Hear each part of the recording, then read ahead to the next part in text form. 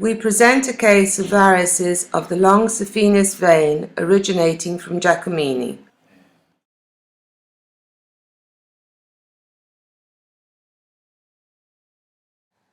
The saphenous femoral junction is competent.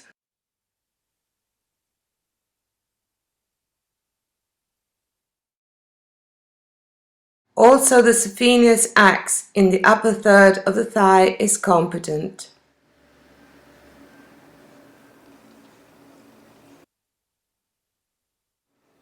Descending below, we find the insertion of a tributary in the saphenous axe.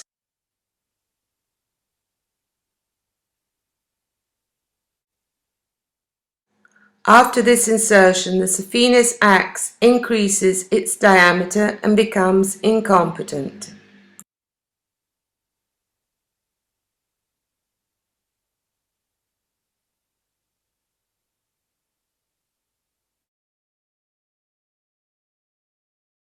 In the inferior third part of the thigh, from the saphenous axe, originates a tributary and the saphena becomes competent. Below the knee, this tributary re-entry in the saphenous axe, making it incompetent.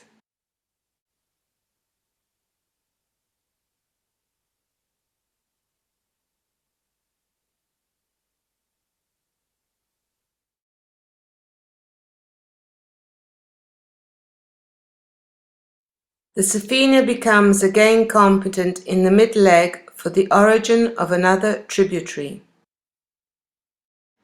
We pass to the analysis of the prepucial fossa and we test reflux with the Paranà maneuver. Here we find a perforator refluxing both during muscle systole and during muscle diastole.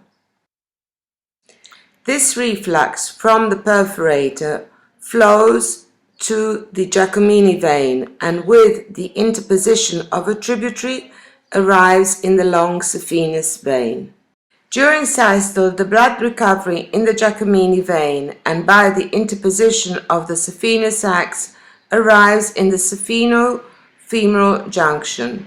Also, during diastole, the blood arrives in the saphenous axe but drives down in the incompetent saphena and in the varicose tributary.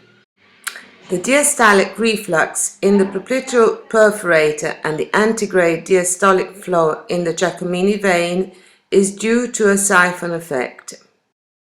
The siphon works at the expense of the potential energy of gravity, since the point of leakage is lower than the suction point, and the flow of leaking liquid in the tube generates the partial vacuum necessary to drain the liquid from the tank, passing a higher level of the tank itself. The real siphon effect works in an open circuit.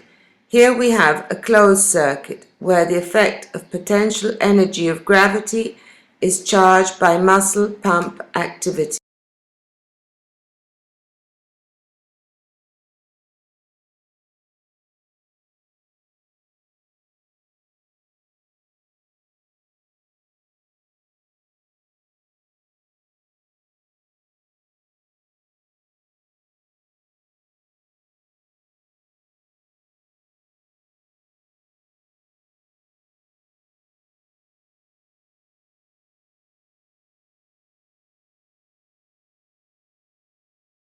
Compression of varicose tributary stops diastolic gradient and then stops diastolic reflux.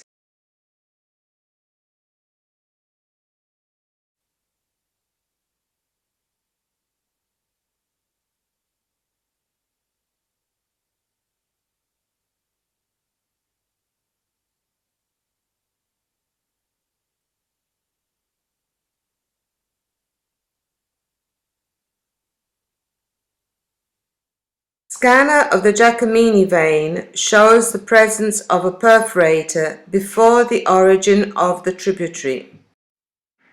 In this perforator, a re-entry flow during systole is visible.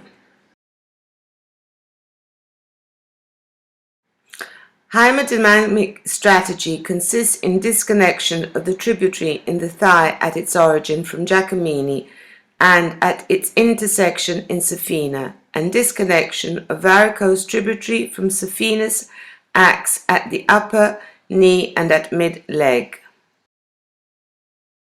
The echo Doppler checkup the day after surgery verifies the absence of superficial and deep thrombosis and the presence of the systolic reflux in the popliteal perforator. This systolic reflux is interpreted as a positive result of surgery.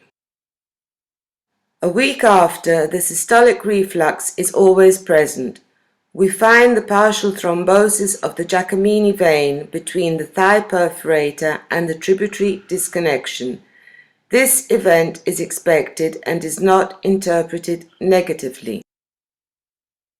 The perforator in the thigh presents a valid systolic inflow, and it is by this way that the systolic reflux of the popliteal perforator is now drained. Check-up 1 month later shows the disappearance of the varices at the knee without any additional sclerotherapy. Echo Doppler analyses begin verifying the saphenous ax. Its caliber in the incompetent segment is reduced from 5 to less than 3 mm. The entire incompetent segment now becomes competent, so that all the saphenous ax is now competent. Systolic cartography in popliteal fossa shows that the popliteal perforator is refluxing only during systole and that its antegrade flow re-entry in deep vein through the Giacomini perforator that it is now enlarged. The Giacomini above the perforator at middle thigh does not present thrombosis. Its caliber is reduced and no flow can be registered in this segment. To conclude, we performed surgery in local anesthesia of approximately 20 minutes with 4 small cuts. We obtained the disappearance of varices and the treatment of reflux.